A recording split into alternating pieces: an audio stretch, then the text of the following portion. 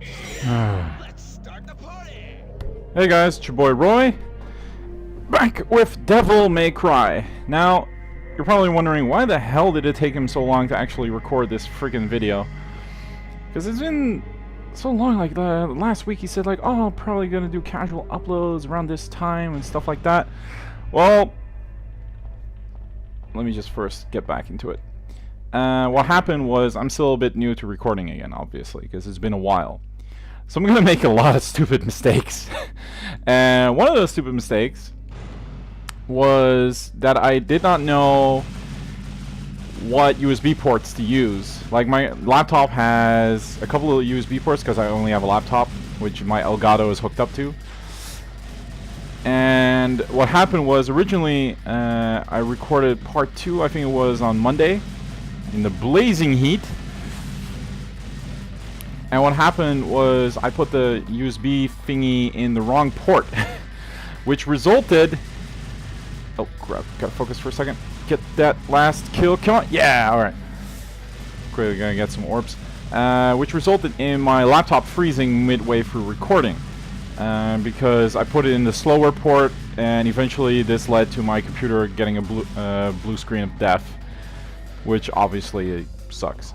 And I lost my entire recording, and I made it up to around chapter 11, I think, which sucks, basically. Then I tried recording again, and I just started over from the beginning, and I recorded that until chapter 8, I think. But at that point, as an idiot that I am, I realized, hey, maybe I should have not put the headset in that one USB port that also crashed the game for me. So I looked at the recording and my voice was like really a horrible sound.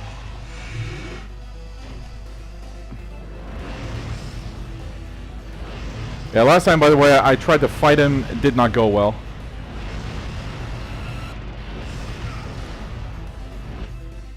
So I'm not gonna do that. I think this is also a secret mission. Yeah. So I had to record it again, and I was like, so I did a lot of testing, like what's the good setup, what makes the console and laptop not crash. Mostly the laptop, my console doesn't crash. I remember being stuck on this mission for so long, the secret mission, in my original playthrough, because I never knew that you could just stomp on them for easy wins. Come on, just need one. Yay! This might also be why I have slightly more blue orbs than originally, because I started realizing, oh yeah, there's a couple over there, there's a couple over there, making less mistakes, so I have a bit more orbs. I think I even got an A ranking on one mission.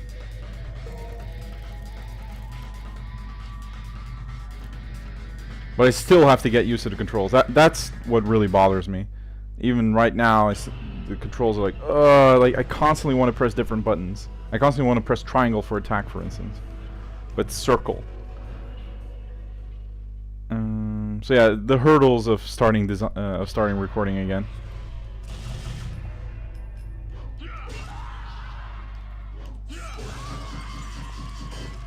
Come on. I said it 1,000 times. I'll still say it. Can I still charge the guns? Oh, you have to be locked on. You lose it if you don't lock on. I said it 1,000 times already, but this combat, it still holds up. And that's what's really bizarre for me. Like, it's a really simplistic combat system, compared to other games, obviously, of this time, but it's so good. It's so satisfying to use. Alright, now I'm gonna get attacked. Oh yeah, you gotta hit the thing.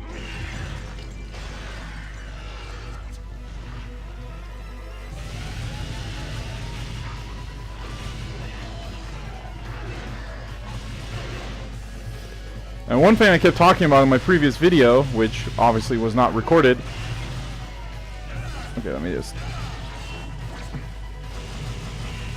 is that I found it really interesting how this enemy is designed both in a... Oh, that was really dumb. In a lore sense. Because basically this enemy is immune to all types of weapons.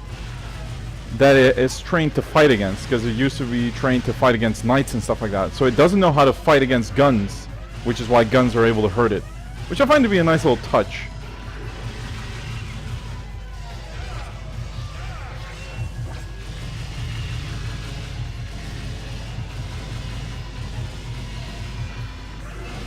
And when it's red, it will try to bite you and eat you and kill you. Hey, gotcha.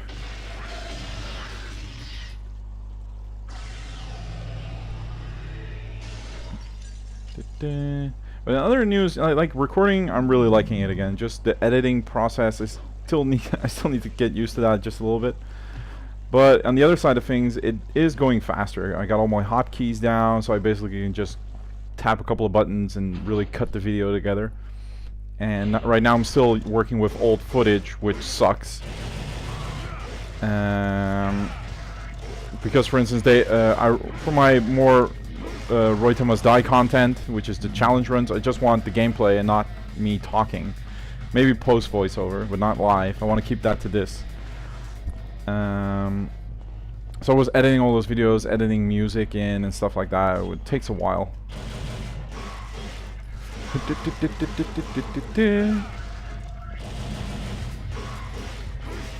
One other thing that was pretty, well, cool is a big word, but which I enjoyed, was I was looking at, there's this sort of a historical view on Darkside Phil online right now. I think it's about a 20-minute video, really detailing how he got popular, how he went unpopular, and all that stuff. Oh yeah, you gotta jump down, and I don't remember. Even to this day, I'm still getting lost in this game. I'd be a horrible speedrunner. What was interesting about that for me is Darkside Phil actually got me into YouTube. Because I was never really this guy to invest lots of money in his hobbies, outside of comic books, obviously, because that takes a lot of money. Where did I have to use the sword again? Oh yeah, I remember. And he recorded it with just his camera, and I had a camera because I was in art school. I had a photography camera, which also had a video function. And at that time, when I was in art school, I was playing Ninja Gaiden 2, Sigma 2, not the original one, but the Sigma PlayStation version. And I wanted to share my tips with other players, like how I played and how I beat those bosses and stuff like that. And I also just wanted to show off, because I'm like that. So I decided, hey, maybe I can just point the camera at the screen, and I started fiddling with it. And I was watching a lot of Darkside Phil at that time, actually, because I thought he was a really cool guy. He was pretty bad at video games, but whatever. Now it's time to focus a little, because this guy...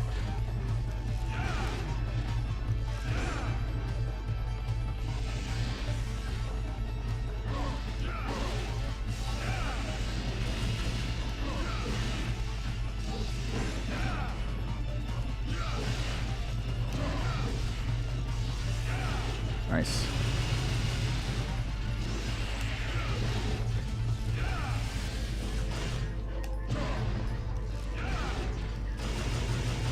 Like, a lot of people say it's really obvious that he's Dante's brother, but I never really got that hint. Like, obviously they have around the same moveset, but I always thought he was just that doppelganger until people started saying, no, he's Virgil. I'm like, who the F is Virgil? Maybe I should have paid more attention. Alright, doing well so far. Yeah, that's one of the downsides. I did all this stuff a lot of times now.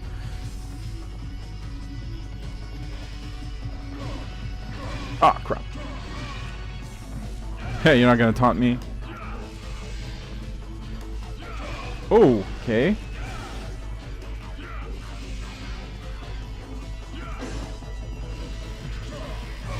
Okay, this is suddenly going really bad.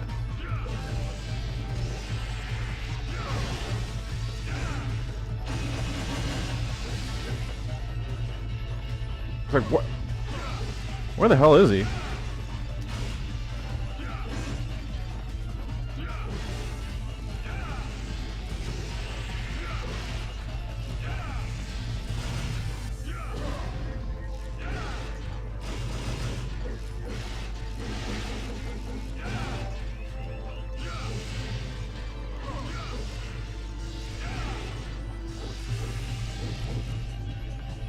Okay, I'm going to use my double trigger to heal a bit.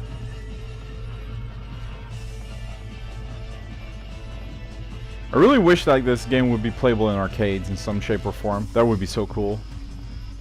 I still want to... I really gotta get up. I don't want to use the... Alright, there we go. Like, if you do it like that, you'll get some iframes. If you use the...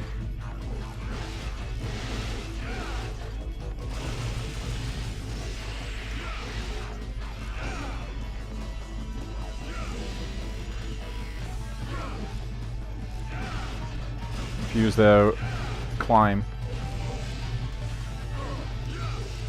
Oh, fuck. See? Oh, okay, never mind. Alright, gotta lure him here. Woo! Yeah, Darkside like, he always, for some reason, inspired me to pick up this stuff. Because he just put a camera in front of his TV, played video games, and talked over it. And I always thought, like, how hard can that be? You know? Well, it turns out it was really hard for me because I really sucked at it back then.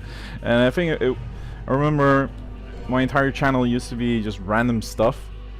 And I had I think I had 2 playthroughs on it. One being God of War 3, being a blind playthrough, and one being Shadows of the Damned on its hardest setting. Which was a bad idea because that game takes forever on that difficulty. Like, enemies just become bullet sponges. And God of War 3, like, it was the first God of War game I ever played, so that was a really bad start. Really, really, really stupid idea of me. Really should not have done that. Let's see. Power up. Can I buy air hike yet? No. Not even close. I really want this. Air raid, no. Round trip's cool, but I really want air hike. Alright, I'm gonna save money for air hike.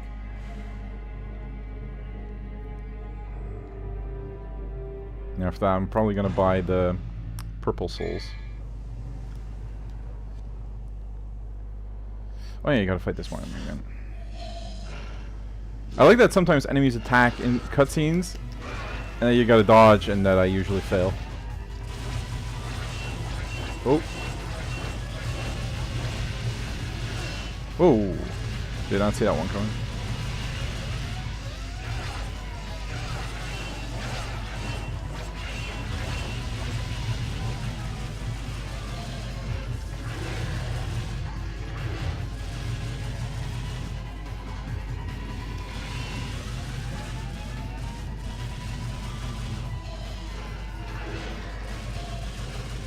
Cool, he's down. There we go. But yeah, I remember doing that stuff in some Ninja Gaiden tutorials, and I sort of hack jobbed the Ninja Gaiden 2 playthrough on Master Ninja, but I did really poorly. As in, I didn't even finish it. And after that, mostly Ninja Gaiden 3 came along, I remember. There's a blue orb up here, but I have absolutely no idea how you should get it again. I forgot. Like, I know it's there, but I don't know how to get there. I think you need air hike or something.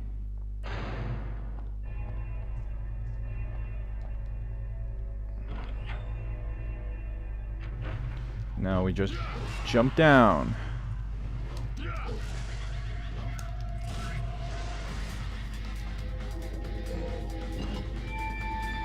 And after that, Ninja Gaiden 3 came along, and I did a lot of videos on that, including one in which I was really hated by a lot of people.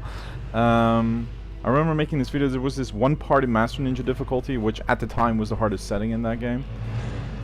And you could not... it was impossible to have other weapons at that time as well, because they were DLC down the line. Paid DLC, obviously. And there was this one part where you had to fight 3 alchemists, which were really difficult, because they at that time they had random dodging mechanics. They were just really hard to fight. And I found this little loop that you could do, and I remember a couple of people in that video saying, this is not how you're supposed to play Ninja Gaiden, you're supposed to use your wits, your strategy, and stuff like that. And then I remember asking them, like, have you played Ninja Gaiden 3? No, but I played the previous ones. Then you don't know, because I remember Ninja Gaiden 3. That game. I still want to play it again one time just to experience it, because it was just such a different game. I mean, I got the platinum for it somehow. Don't ask me how. But that scythe was so overpowered. Oh yeah, I gotta go in here, I think. Yeah.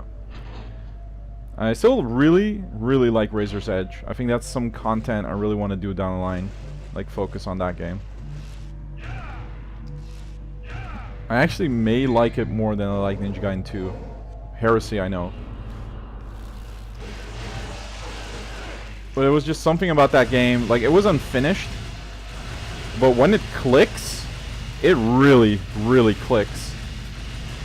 Like, there are a lot of mechanics in that game. Like the Sisida Surge, the Shuriken spin thingy. I forget what it's called.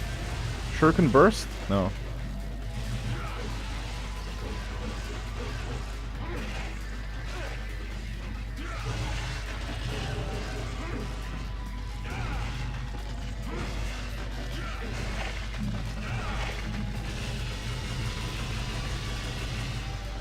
Where are the other ones? Oh, there's one over there.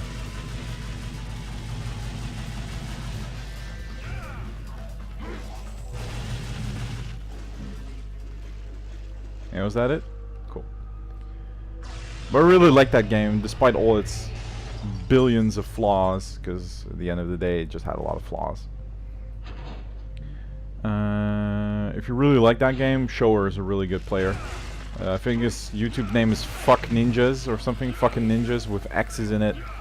It's really difficult to find, but if you Google Ninja Gaiden 360, so NG 360, NG 360 Re or something, because he really liked that.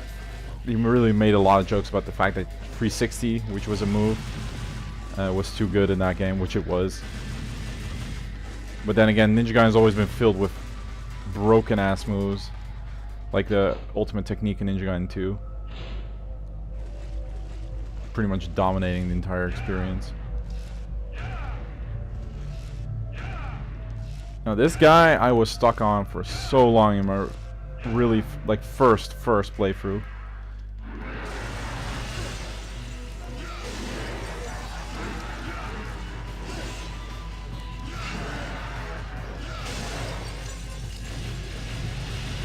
Because eventually he does this spinning thing. And I was constantly saying like, oh, it's impossible, you can't dodge it. But that was just me being inexperienced.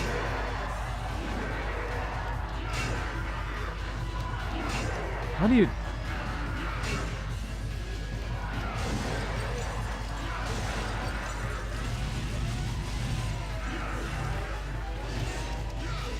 Hey, that was a hit.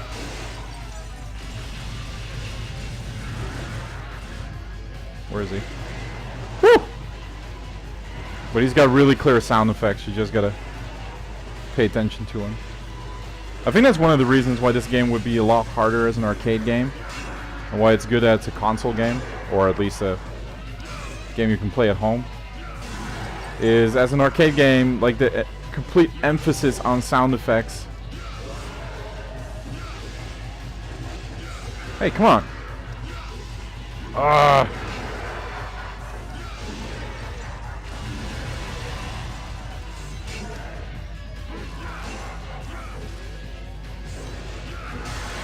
Woo.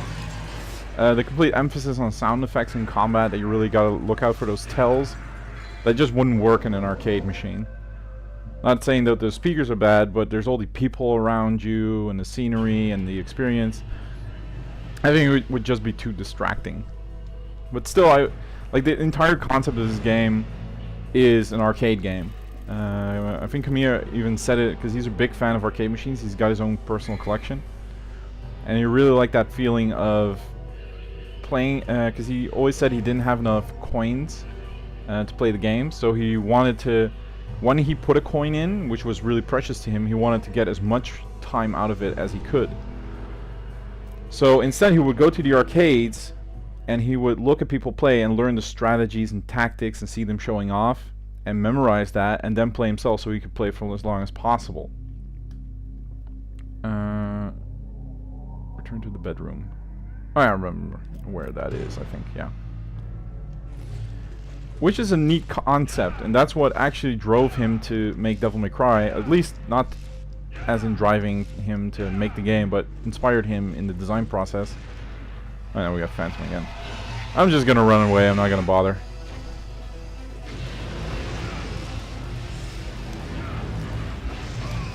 That was really... Whoop. And if there's one thing that he really liked about that, is that sometimes good players would show off. Like they could kill the enemy using a certain trick, or they could kill him stylishly. And that's what really sort of inspired the style meter in DMC. But also,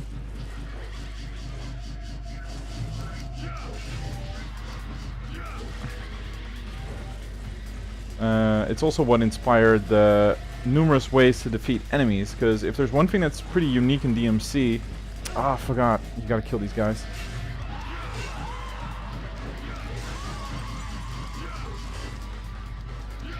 Is that you have a lot of ways to kill your enemies. You can just hit them like I'm doing. But for instance, with these scythes, you can hit the scythes back at them.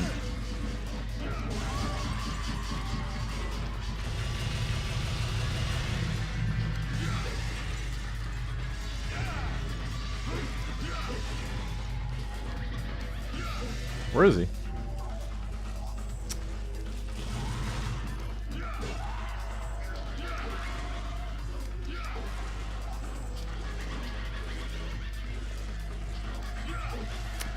Come on. Really?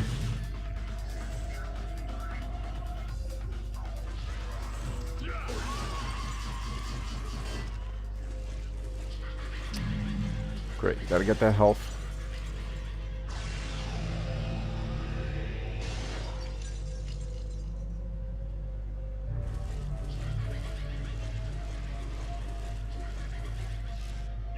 If it's still here, though.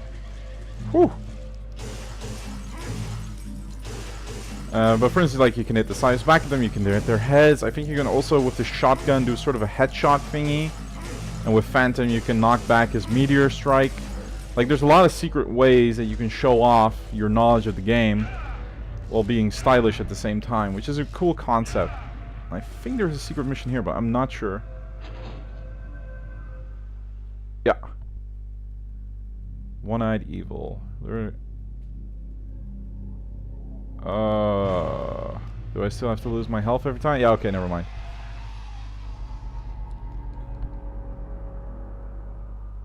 I remember there's a trick to that one, but you have to Google it, and I'm not interested.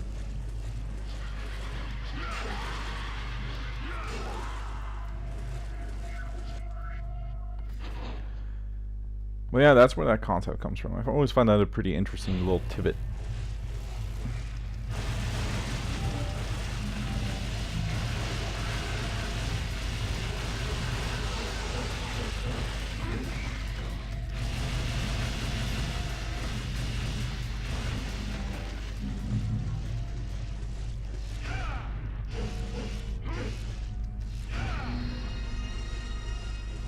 But in that sense, I am pretty interested in what he thinks of the other games in the series, because at the time, Devil May Cry 2 wasn't made by him.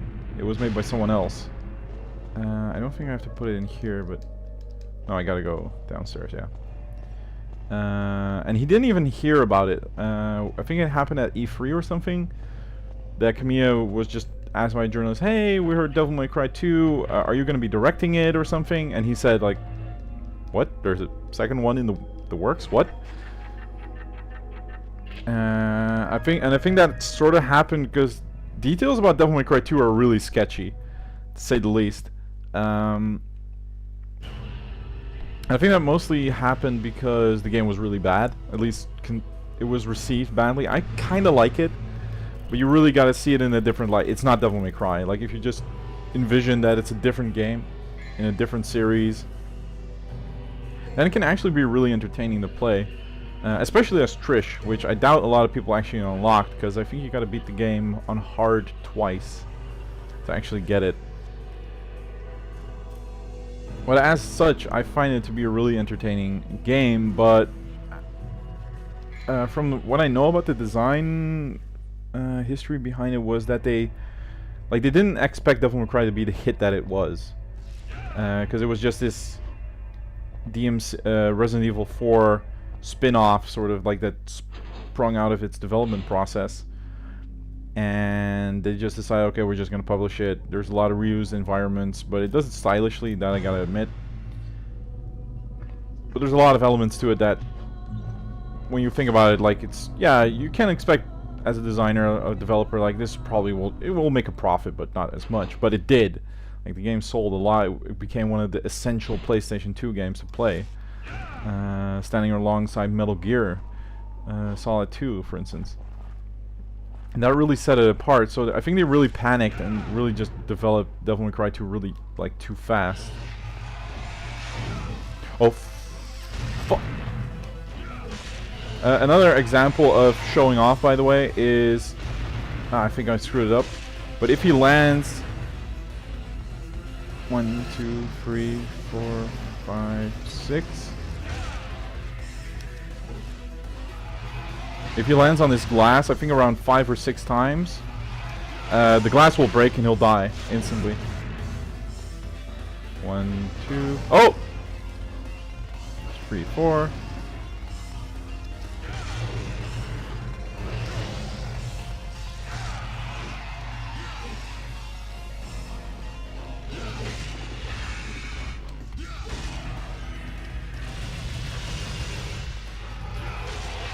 He'll just fall through the glass and die, and that's another nice little detail.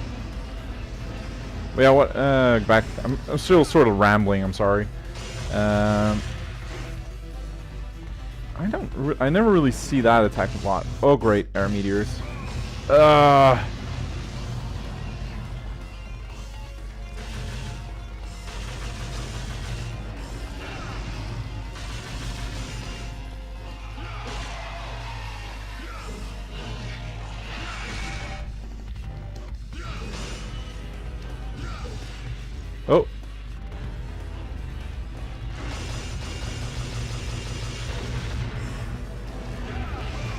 Crap.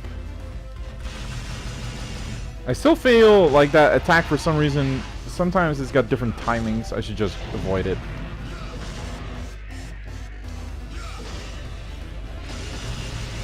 But that's really the big allure of this game. You want to be stylish, which makes you do dumb things.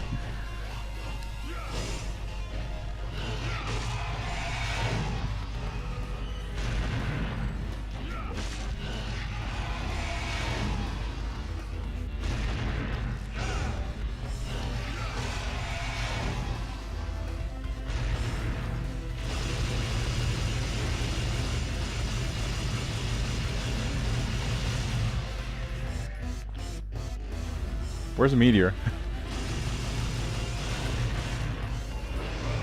Whoa! Okay. Guess jumping's not allowed either. Yeah, I'm dead. Crap. But yeah, what happened? I think they panicked during the Devil May Cry's development. Afterwards, like after it launched, and they just tried to rush out a sequel, because it wasn't until near the end that Itsuno, I think his name is Itsuno, came into development. At least tried to save it a bit.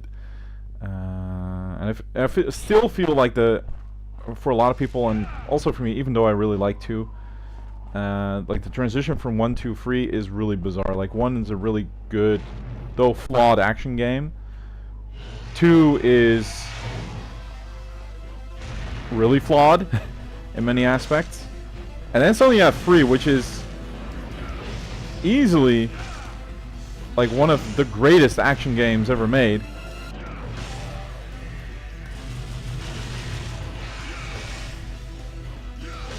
Which is just weird for me. Like how a series can go from that to that is still really I think it was the Gaming Brit Show that said it best. Like, you don't see it often that after a botched sequel, like a bad game in the series, that the series actually redeems itself.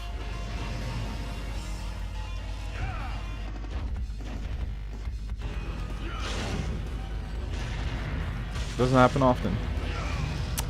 God. I really should learn to do that.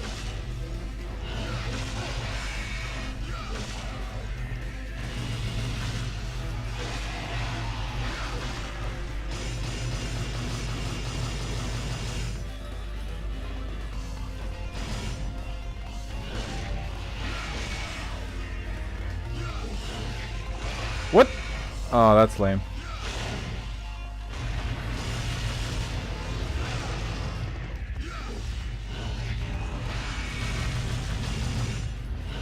In other news, I was watching, because I have it on DVD.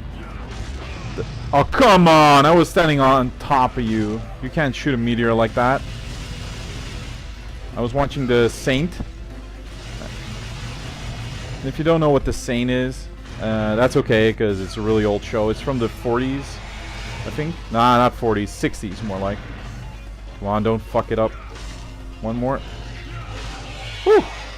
And it was sort of the first show that starred Roger Moore, who obviously died just this year, a couple of weeks. I think it's already 2 weeks ago now. He was one of my favorite actors growing up, because my mom was a really big fan of The Saint, so she had them on VHS, and we also watched a lot of The Persuaders, which was together with Tony Curtis. Come on, just get up there. Get! Yay! And we watched a lot of that. And after that, like the first movie I watched growing up was Feud to a Kill from Roger Moore, the James Bond movie, which most consider to be one of his worst. And because I grew up with it, it's my favorite. I just really like that movie. Got the grenade launcher. I always forget the grenade launcher here. That's one thing that it didn't really bother me, but I found it interesting, is that you can actually miss certain stuff. Like, you can miss the grenade launcher, you can easily miss a shotgun if you're not toying around. I always found that to be at least somewhat interesting. Do I have Devil Trigger? Yeah. Good.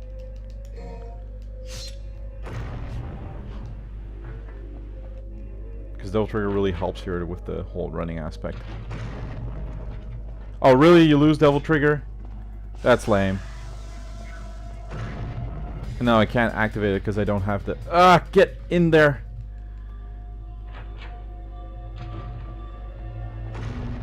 Like, the whole camera thing in Devil May Cry still needs some work. At least with the fixed camera angle, because it doesn't have tank controls. I really wonder what it would play like with tank. Like, obviously, without it's good. But when it makes camera shifts and stuff like that, it can get really annoying. Yeah, I watched a couple of episodes with my mom actually this week, just to sort of remember Roger. And I might watch a movie, because I got the entire Blu-ray collection of James Bond, because I'm a big Bond fan growing up. And I might watch him, but the downside is I really want to watch him in order, and the last one I watched was From Russia with Love, so I actually have to watch Thunderball, I think is the next one. Because I already watched Goldfinger. I'll need to check. But I still really like those movies as a whole. And wasn't there something hidden around here as well? Maybe on here? Can I... Okay, you can't stand on here. Can you stand on here?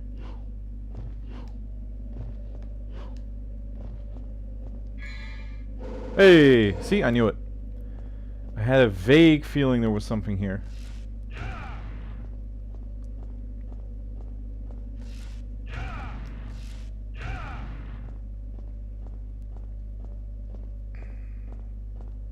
I think it's Thunderball. I think that's the next one. I might watch that tonight, actually. I always liked James Bond.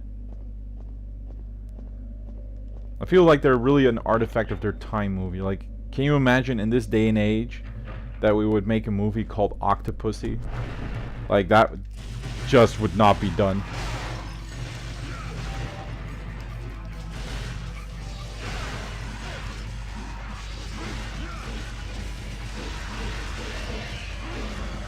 If there's one thing I don't understand about this game, is why it doesn't have an air combo move. Maybe it would have been too taxing to develop, but it just feels like it's missing. Like, you can put them in the air and juggle them with your guns, but there's no air juggle with swords. Like, you can, yeah, you can sort of launch them in the air and do a ground combo on them while they're in the air, but it's not the same. It's not what I mean. But what I do like is how every enemy, even though they're usually just... the hell's over here? Okay. Okay, I completely forgot about this. Huh, okay. I feel like an explorer again. Okay, that's pretty cool. Is that general enemies are not general enemies. Like, these guys, they're tougher than your average marionettes. But they'll dive on the ground, they have a sort of a machine gun attack. Like, they have lots of different functions to them outside of just being cool enemies to fight that are more difficult than the previous ones, which is something a lot of games can learn from, and even Devil May Cry itself. For instance, Devil May Cry 3, basically all its enemies are stronger variants of the original ones, with just a couple of new moves added in. The Sloths, for instance, the only difference is that they teleport, and that they have more HP. And I think their prides, they're called, are more rush-based. But generally, they're just the same enemy type. And here, at least, they all feel like distinct from each other, which are really, I like that. And though I really like the whole continuity thing, I always dislike that basically the entire enemy setup was being reused in Devil May Cry 4. It really doesn't give that feeling of, like, everything's the marionettes again. The Frosts are back, and while they're still redone in a certain way, it does feel a bit lazy to me. Not lazy, it's consistent, and obviously a lot of thought went into making those enemies, but it just feels like there's no progress in the series. And of course I would not have liked to see the sand monsters return because the Tower of Temenagru is gone from Devil May Cry 3. But as a whole, I don't know, I just expected more from 4. I think a lot of people did. Especially after 3. Like, making a follow-up of 1 in general is already difficult, but imagine making a follow-up to Devil May Cry 3, which was, again, heralded as one of the greatest in its genre, even to this day. Like, a lot of games want to be like Devil May Cry, but when you really look at it as a game, as a series, what's really interesting is, if you look at the genre, like we have the God of Wars, we have Ninja Gaiden, we got a Beautiful Joe, Metal Gear Rising. Like, the biggest in the genre, those games are already like 10, 15 years old.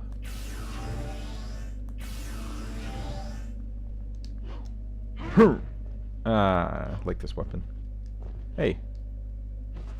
But I don't have a lot of moves for it just yet.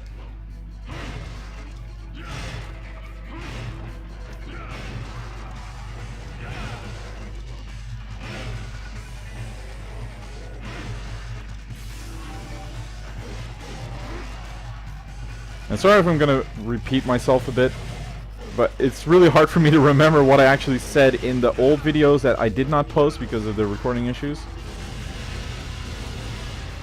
But fun little fact is that this transition is only in the game because they couldn't figure out a way to code it so that Dante could switch between weapons on the fly, so it's a loading time.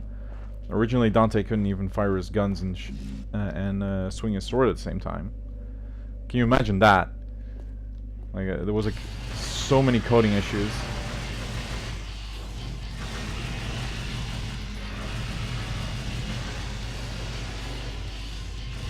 As a boss, I always loved and hated this one. I love how tactical it can feel.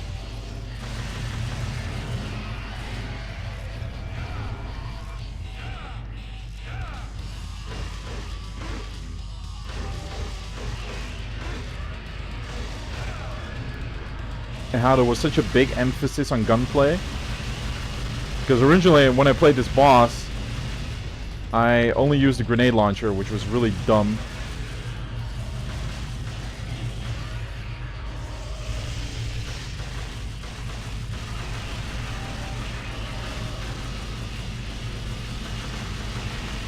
So I didn't like it.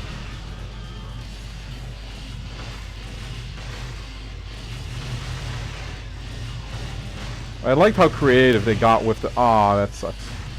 With the shooting mechanics. And this boss actually returns in Devil May Cry 2 in the final boss.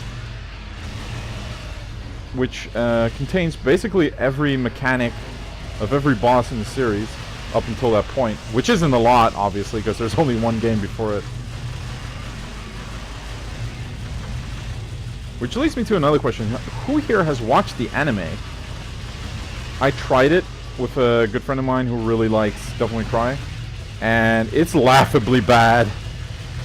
Like, Dante obviously wasn't really established as a character that well, at least in that anime, and he's sort of the Devil May Cry 1 persona. Maybe even, he's more like his Devil May Cry 2 version even. Ah, crap. As in, he's a bit boring as a character.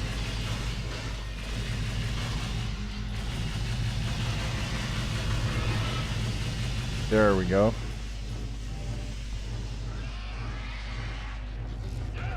Oh, nice. The targeting still targets him. Interesting.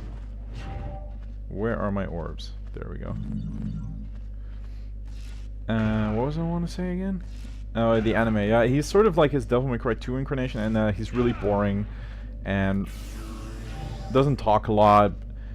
And the designs of the monsters are stupid too. There's not really a lot of combat in it, and when it is there, it's really dumb. Like, really, you can see the budget cuts. Like, we didn't have a budget. This scene is just going to be him attacking to the screen, which is cheap. Being an animator and art director in the animation field myself, I can tell you exactly where the budget cuts are being done. Which is interesting and fun to look at, but sometimes you're like, oh, really? Like, you can really... It's sometimes a bit hard to switch that off.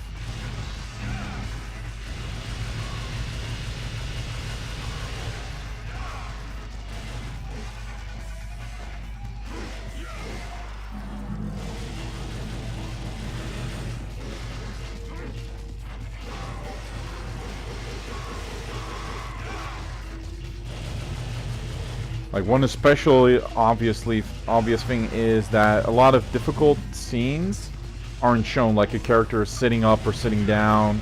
Like, that motion, they'll just switch to another character and you'll hear him sit down, because the sound effect's always a lot easier to make. Games do this a lot too. Especially like, I saw one good example recently in Yakuza 0, which I'm really loving at the moment. In my free time. There's this scene where you gotta fight this guy in a fighting ring. And he starts outside of the fighting ring.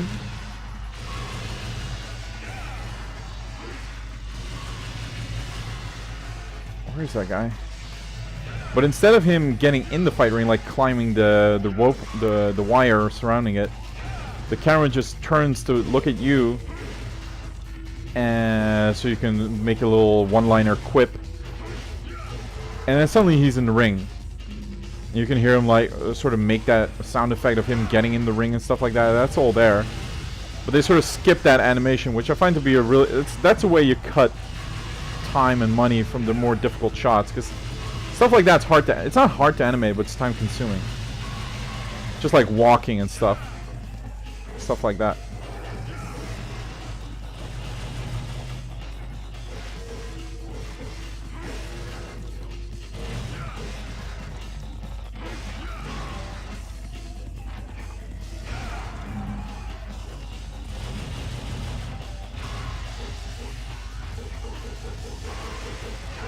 Nice.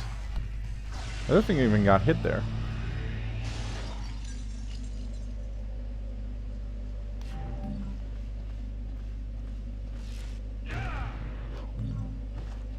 I think this part was also infamous in the Dark Side Phil run, where he just stood there and fired grenade launcher for like an hour. Oh, DSP. That guy really went down the gutter eventually. And I always thought there was something up here. I always did, but it was never there. Oh yeah. Last time I got stuck here for a long ass time, because you gotta use a certain amount of orbs to continue. So I just kept on killing these guys, because I thought like, oh, when is it gonna end? But it turns out it doesn't. Ow.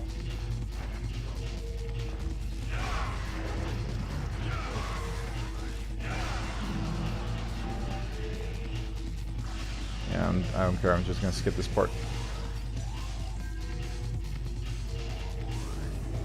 I think this part is, in total, particularly evil from a design perspective, because you already had a boss, which is hard enough to S rank, but you still got 2 engagements after that. Well, 1 technically if you're going for S rank, because you just walk up to the door and sell your orbs. And I think I have enough for air hike.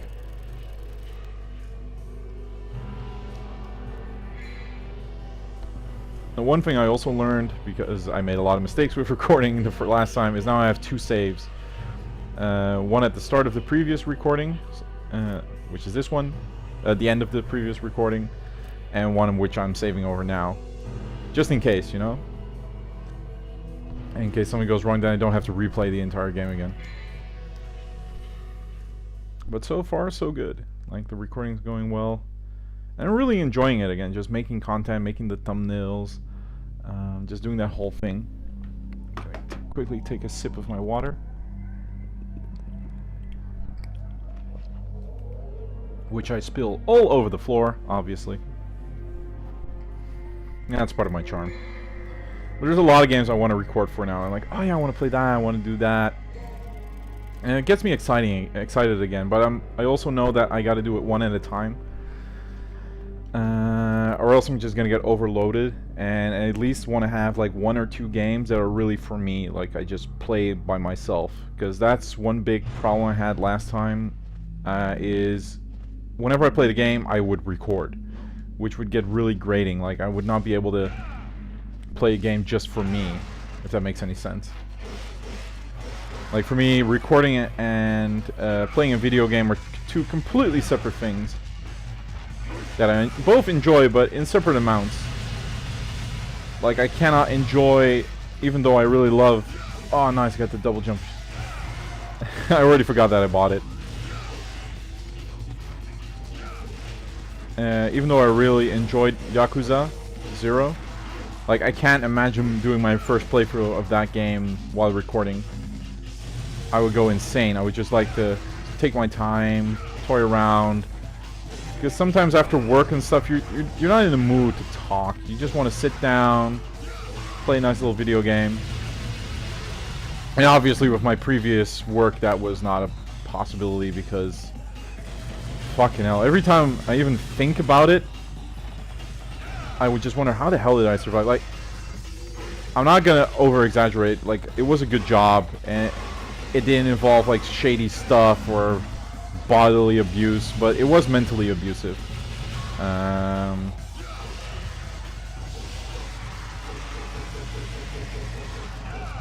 And they're obviously not gonna watch this video, so I can sort of talk about it, but I'm not sure if this is the place.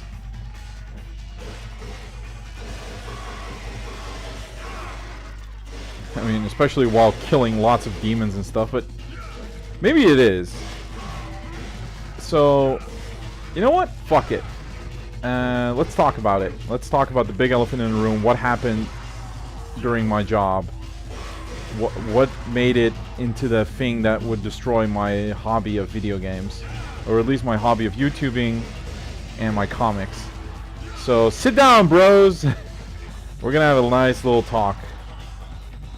But I'm also considering, like, should I tell it here, or should I just make a separate video?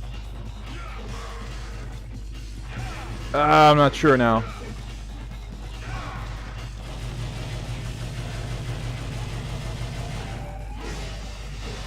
Nice little juggle. Crap.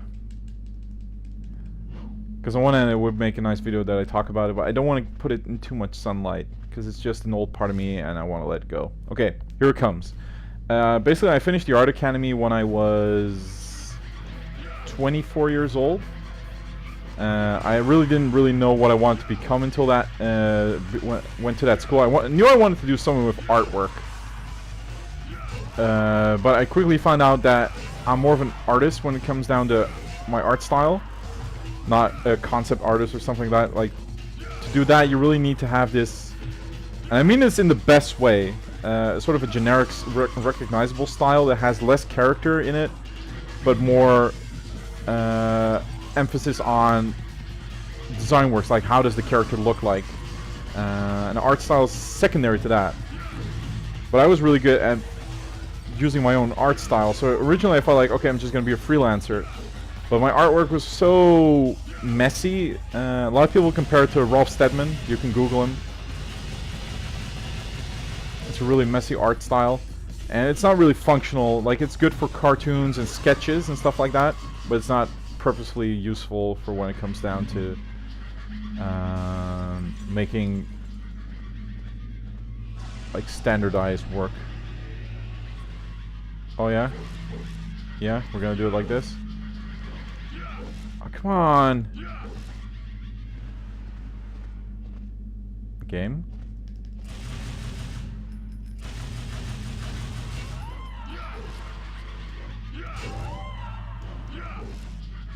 It's not even an interface. But I think the game keeps glitching out because I'm killing the guy out of the level.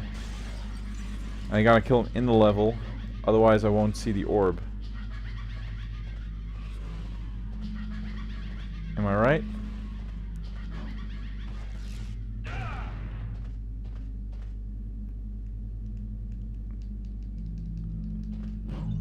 The light shall guide my way.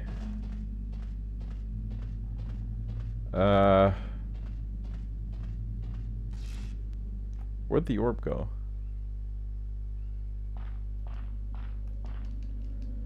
Yeah. So yeah, I wasn't really clear on what I wanted to do, and I was freelancing at the time. I had a couple of freelance jobs as a more infographic designer, and I quickly landed a traineeship at an animation studio. And basically what that meant was I'd looked them up online, and I didn't really to say like I liked their art, so I thought it was a bit generic, to be honest. But I saw it as a good learning school, and I always wanted to delve into animation. I liked it as a core concept, making animations, and I made one during my years in the Art Academy because I studied illustration, so not animation. And decided, you know, I'm just gonna call them and see if they want me to work for them. But then as a traineeship, so just 2 months or a certain amount of time in which I can just learn from them the ropes, so I can become either a freelancer or whatever. And it really clicked. I really hit it off with one of those guys that worked there, and it was a small studio. It was around 5 to 6 people. There was one sales guy, one big one animator, and 2 designers. And I sat there for about 2 months, and my biggest focus right then was to make myself as unmissable as possible, which I succeeded in. Because after about 2 months, in that location working for them, come on, my traineeship there ended, and immediately afterwards they said like, hey, we're so busy, how did you feel about working for us for another month? Oh, there it is. Alright. So I took the offer and I just worked for them as a freelancer. And then I went on vacation to Dubai. Some people who have been watching this channel for a while now remember that. And I came back and they called me again and said like, hey, do you want to... I did a couple of freelance jobs. And then they said like, hey, how would you feel about working here for a while? Because what happened... I'm not going to go into too much details and like names and stuff. But one of the designers had a burnout, which should have been the first warning for me. Oh, no, crap.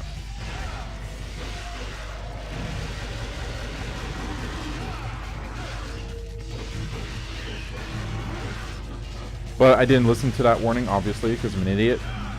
But they were understaffed, and they decided, like, hey, this guy at least knows the way our company works, so how about we just contact him and ask him if he wants to work for us temporarily. So I did that, and it went really well. It was about a 2-hour ride from my home to get there, from door to door. So it was a long trip. Did I make it? Ah, finally. And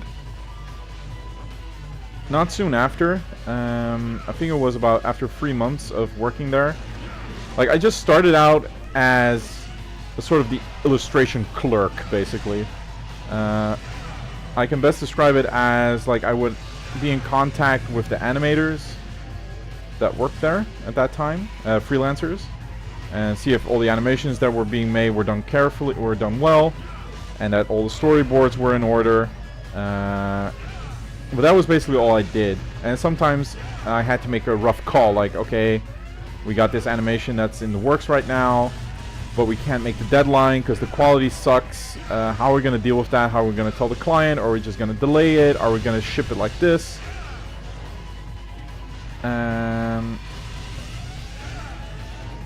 And it wasn't until pretty fast afterwards that they decided, like, hey, we're just going to... I think one of my colleagues was sick, and there was a client... how it worked over there, because I need to take a step back. Like, we made explanation animations, which were like these short 70-second movie clips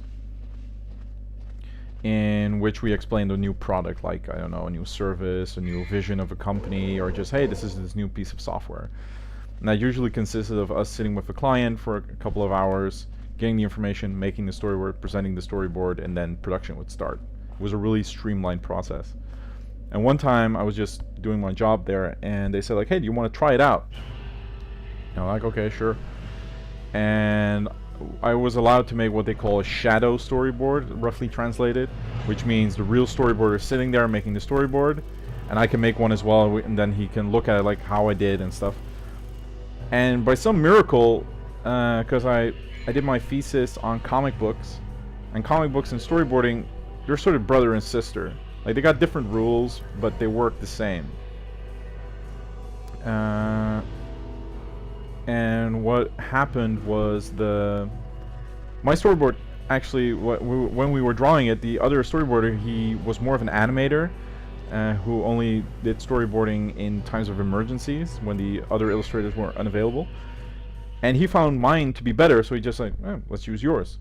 And I presented it, and I really took control of the situation. And they were like, yeah, this guy's good. He knows what he's talking about. Okay.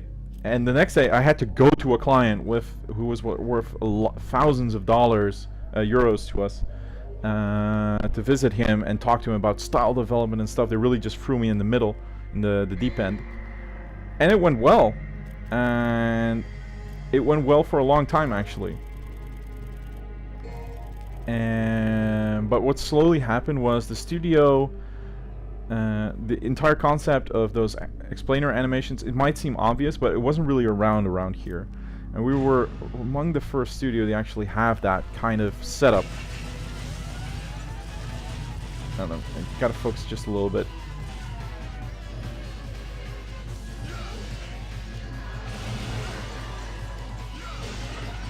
I always found this one to be really hard as well, because you can't really see.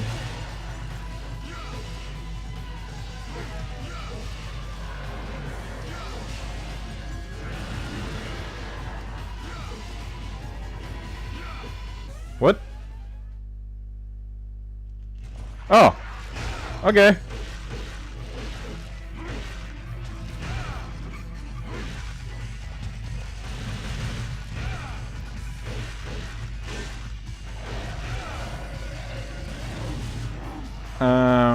But they were caught sort of unaware because they just started it as a fun company, and at the end of the first couple of years it was already worth millions, and we were making millions a year.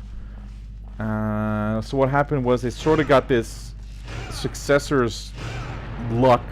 Not luck, but they got overconfident and they wanted to make bigger things, and they started thinking like, oh, we're really smart because we followed this, so we're really creative geniuses.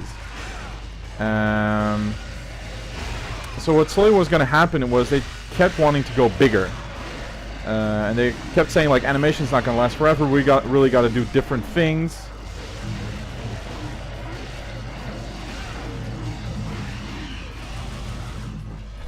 We gotta go bigger, better, bigger, whatever. Well, we were just making the animations, like we were doing the hard work, and they were constantly coming up with these new concepts, new types of animations and stuff, which really made us work overtime because it was different types of products, and it usually didn't work out. So what slowly happened was, because they also wanted to make more money, because they had to. Can I grab this without?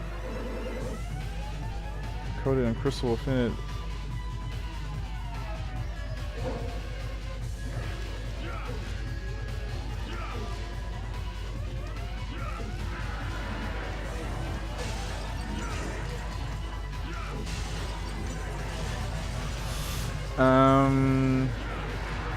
Sorry, talking and fighting against this guy at the same time is not a good idea.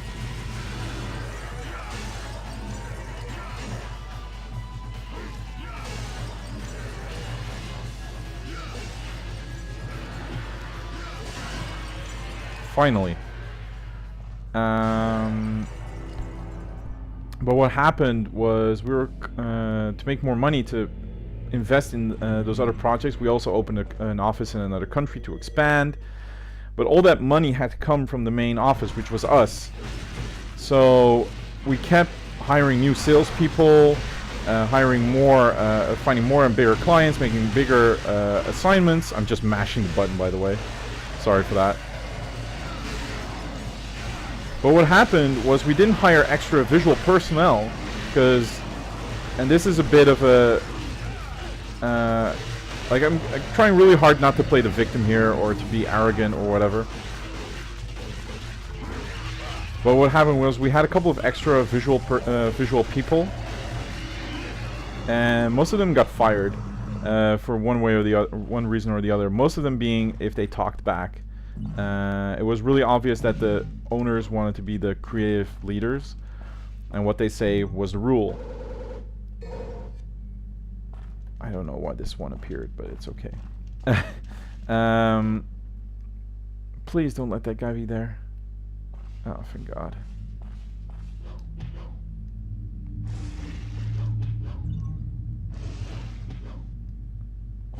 How did I get here again?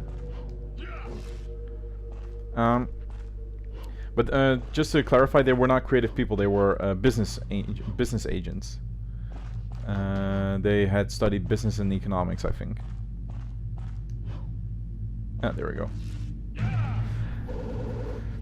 So you gotta keep in mind, like, it's kind of like how a board of directors goes into a video game. Like they say, like, designer goes like, oh, we want to design it like this because game mechanic X and Y, and they say like, no, graph charts show that an FPS will make more money because look at Call of Duty. But we're a platformer, sir. We don't do shooting. Then put it in and add multiplayer.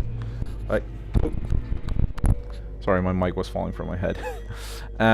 That's sort of how it went slowly and steadily. And designers are really passionate people when it comes to their field. So they would often talk back to them and say like, yeah, it's nice that you want this, but we're not going to do that. We're going to do it like this because then we have a better animation and the client will be more happy with it. And they didn't like that, so a lot of times people who talked back to them a lot were annexed or got these deals like, okay, just go away and then we'll do it like this. And I constantly stayed on board because I was constantly making these new innovations. I was helping out with automating animations and stuff like that. But slowly and steadily I also started to complain a bit and say like, hey, come on, like, you're constantly hiring new salespeople. And I've been working there for around 4 years. I've worked there for 4.5 years. And after about 2 years, like, originally I started there and I was just, like I said, the illustration clerk. And eventually I was going to all the big clients, making the storyboards, doing all the client connections, storyboarding trainings in turn for the new freelancers or people that work there. I did the innovation, so it was up to me to make the new storyboard designs, new story layouts that we would use as a rule. Like, all that stuff was me. So eventually I said, like, yeah, is it possible that I can get something like a raise? And the answer was no. Like, how are we going to pay for that? And on the same time, like, they were opening new offices or making like these bigger deals, or like they would themselves give themselves a promotion, and the creative side would just stay there, and they would say like, yeah, if you don't like it here, then you just go somewhere else. To which we always thought like, but we're the heart of the company. Like, we make the product that you sell. And slowly and surely what happened was more and more people were laid off due to circumstances surrounding the fact that, like, we kept setting the goal higher and hiring more people because the company owners really wanted to grow into this multimedia Virgin style company, but it just wasn't there, so they stopped focusing on the animation. Hey, I didn't even know there was stuff down here. Okay. And what happened then was, obviously we lost a lot of money, so we had to fire people. And instead of firing the salespeople, they started firing creative people, which meant more over hours. And I'm not lying when I say that eventually I woke up at 6 in the morning, and then I walked out the door at 6:15, so I had 15 minutes to shower and eat breakfast and get changed, brush my teeth and everything. Am I worthy? Okay, I'm quickly going to finish this part, and then I'm going to play the game. And I got the train on 6:32, and then I was in the place where I had to work at 7:30, and then I had to walk 10 more minutes, so I started work around 7:30, 7:45, and then I worked until 9 or 10 in the evening. And I really liked my job. I really liked working with the people. I just didn't really get along with the owners because, in my opinion, they were really draining people. Because slowly the company culture was expanding to the fact that if you left at 5 or 6, like, people would look at you like, what, are you some kind of traitor? Like, why are you going like this? You should work. It really came to the point that I started making following courses in the evening. Like, I just started following a Japanese language course, so I had an excuse to go home early. So when I went to that Japanese course out of work, I usually got home around 9, which meant I was home earlier than normal. And a couple of times it really happened that I came home around 11 or 12, and that I cooked dinner at midnight, then played a game for like 10 minutes just to sit on the couch and relax a bit, and then go to bed, and then wake up in 5 or 6 hours. And that happened for nearly a year or two straight.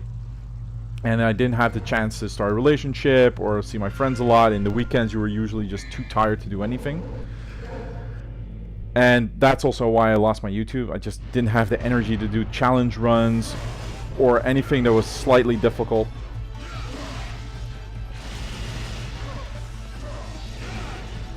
And then eventually what happened was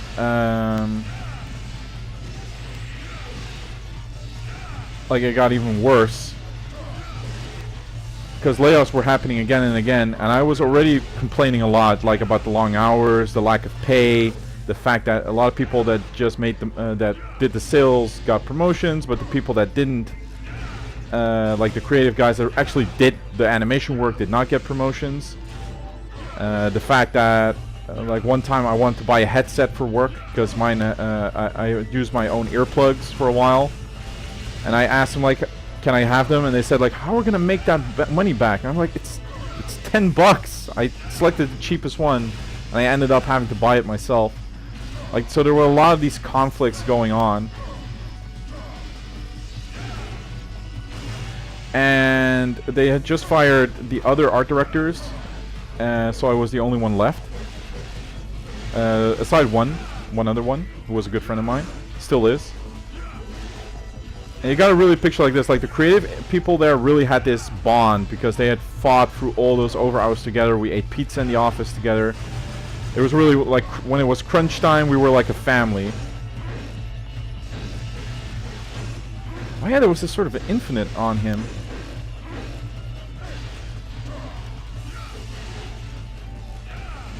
And what had happened in between is I'm sort of skipping around one part, but one part that was really important that I skipped around was one of those art directors had talked back against them a lot and didn't take their shit. So they fired her. And what happened was they, instead of hiring a new one to replace her, they just said like, no, Husker will take care of it.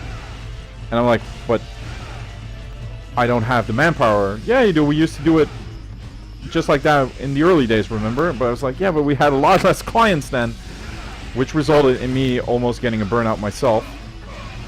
In the end, we had about 2 to 3 burnouts a year, meaning people sitting at home just unable to work.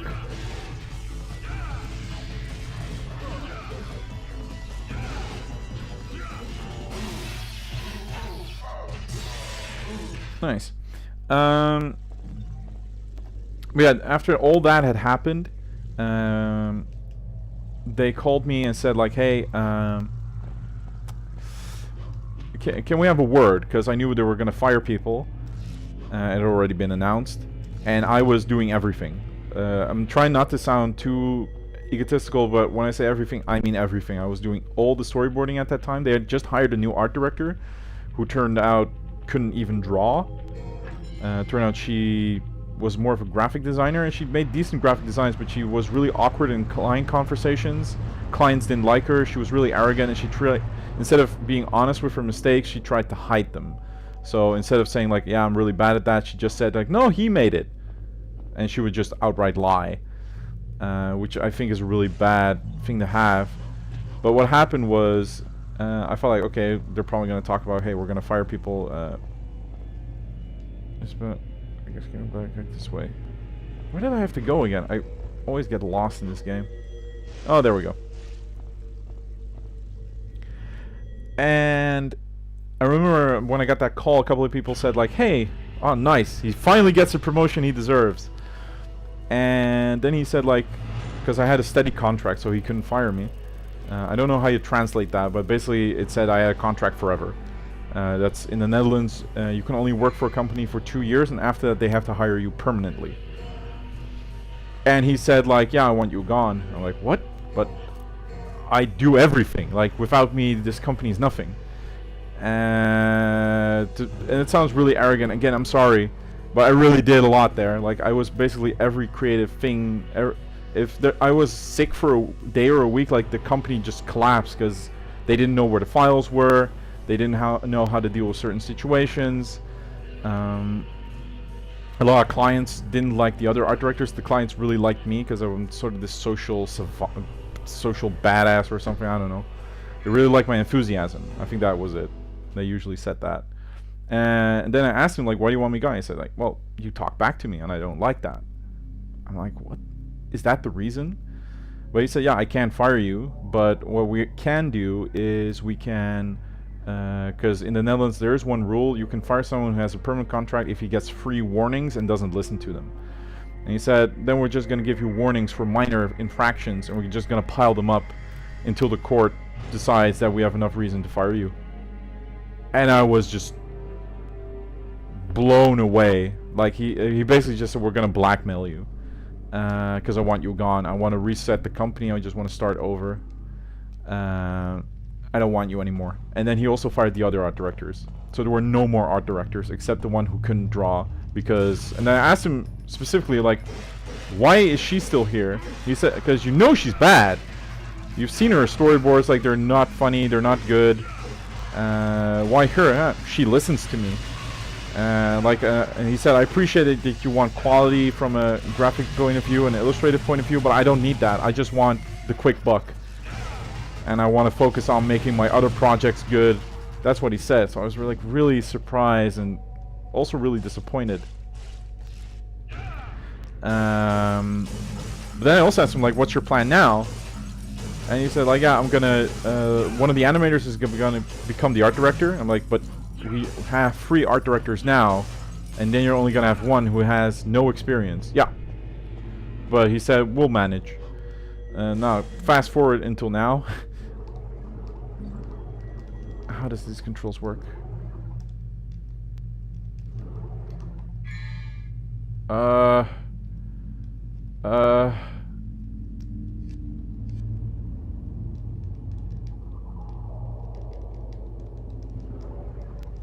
Okay, that's turning. No. I really should pay attention when I saw the controls. Because I know that you can shoot. What? These controls! Wow, those are horrible.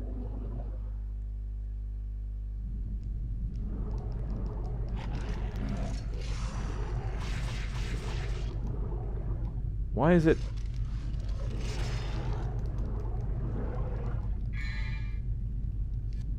Okay, let me just see if there's a file.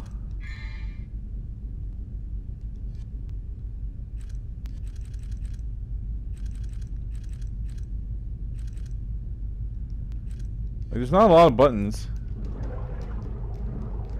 Come on. No.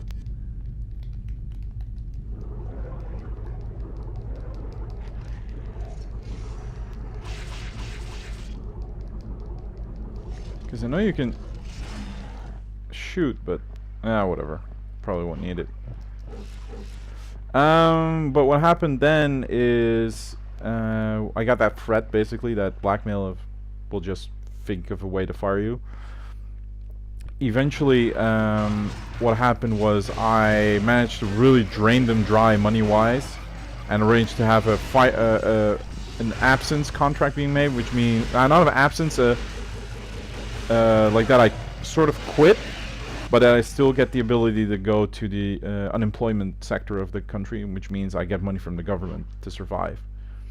And right now, what happened in the company is it's collapsing slowly and surely. Like a couple of clients even reached out to me privately, saying like, "Hey, we know that you're gone, but do you know someone who can take over there? Because like this is not what we signed up for."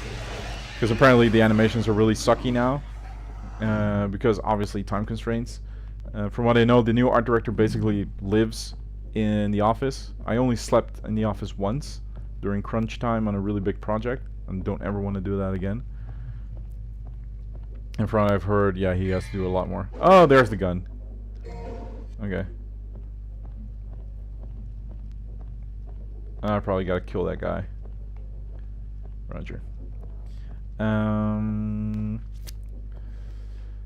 So yeah, that's basically the reason why I wasn't able to record for a long while. Was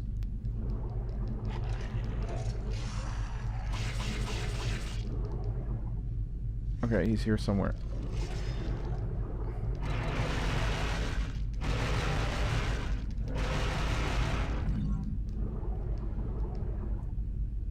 I know there's something here.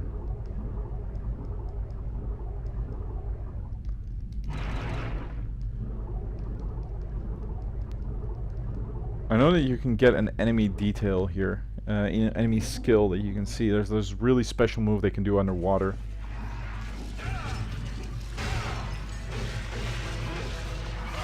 But yeah, what happened after that was probably even worse. Because the entire, like, I still had to work there for half a year after he had told me that he wanted me gone. And he fired basically the entire core staff. He fired all the art directors, one of the biggest animators, the character designer, and the 2 sound designers were fired. So basically all that was left was 1 animator, a project manager, and a lot of salespeople. So they basically started outsourcing a lot, which obviously can never go well. One client even said he would hire me, but that was when I had already found a new job. But it just goes to show that a lot of companies will just go for the easy route of we want to make money, and they sort of forget that you also have to make a quality product to last. And as it stands now, the entire studio is probably from what I know, it's nearing bankruptcy,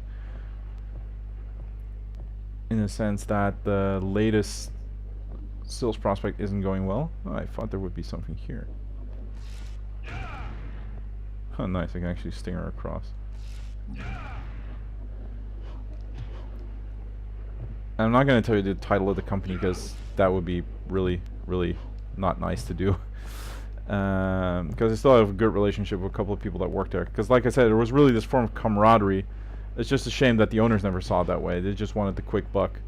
And they didn't care about any quality of animation or whatever. I distinctly remember one time, and it really still almost brings a tear to my eye that I need to have that discussion, was when he said, I had delayed a project. I had called the client because the quality just wasn't there, and they paid top dollar. So I said, like, okay, we're going to delay it for a couple of days.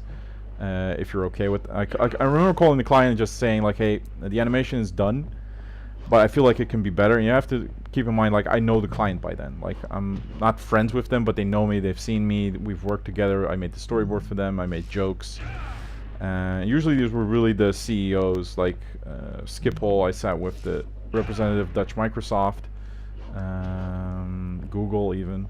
We had really top dollar billing clients, which was good, but this is the fire of the spirit is lit. Oh, I can't light it now. Whoops.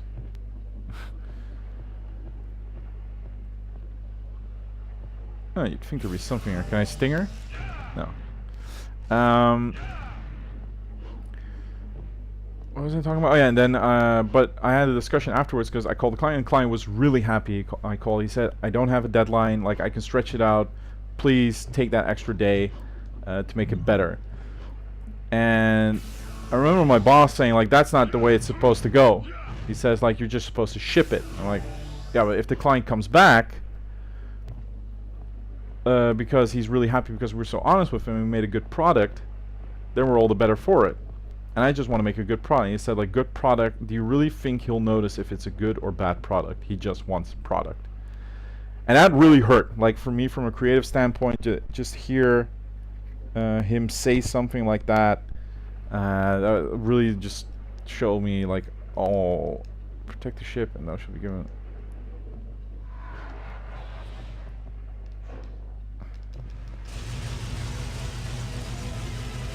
I thought I had to fight against the Griffin again.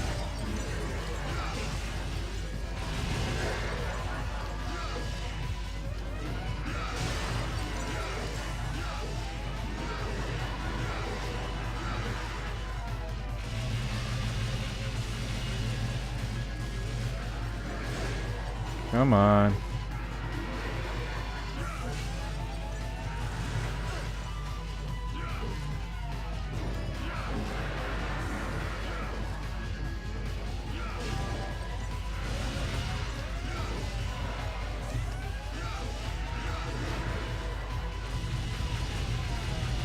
Where is he?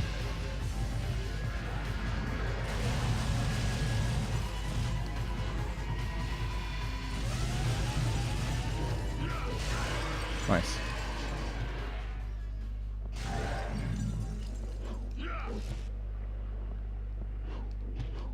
Or does he only appear during the sailing? Maybe. What happened after that? Oh, now we get the Griffin. Do we?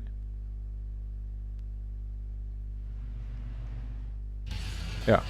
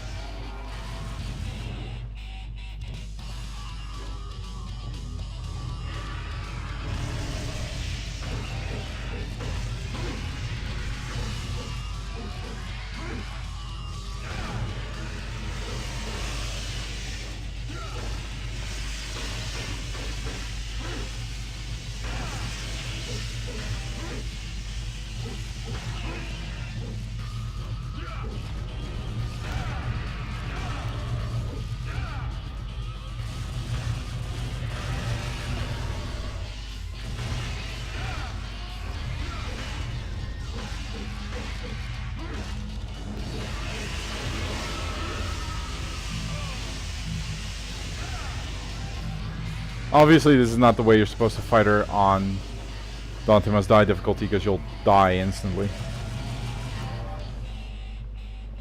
But it's really easy on normal. Well, yeah, that's basically what's going. What happened? Like, it was a really big conflict between creative people that wanted to make the best possible product, and a business boss who just said, make stuff as fast as possible, and if possible, he also wanted like storyboard rules. Because for instance, like, he didn't want to make storyboards anymore because he thought that was a waste of time. He said just make 100 different types of storyboards and then we'll just give them to the client, because he doesn't know what we made for the other client. We can just reuse those. Like, that type of creativity, that's what he strived for. Like, really automated, no passion, no soul, just production. And you can hear in my voice that I'm really, like, as a creative person, like, that really stings. That's really painful. And afterwards, I quickly found a new job, which I really love. Right now, I just work in it's a e-learning company. Purple orb. What kind of abilities does this have? Don't really care. Don't really care. Don't really care. I'm not big on Ifrit, not yet at least. Air raid.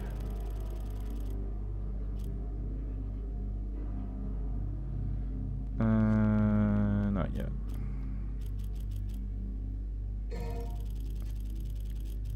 I really like my devil trigger. Is what happened.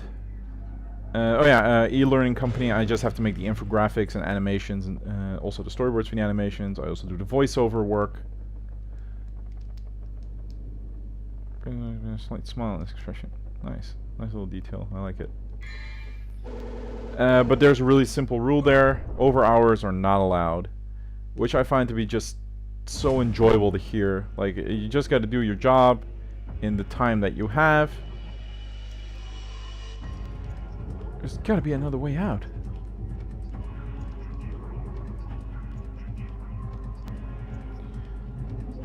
Yeah, this is one of the things in DMC and I'm like, why, guys, no.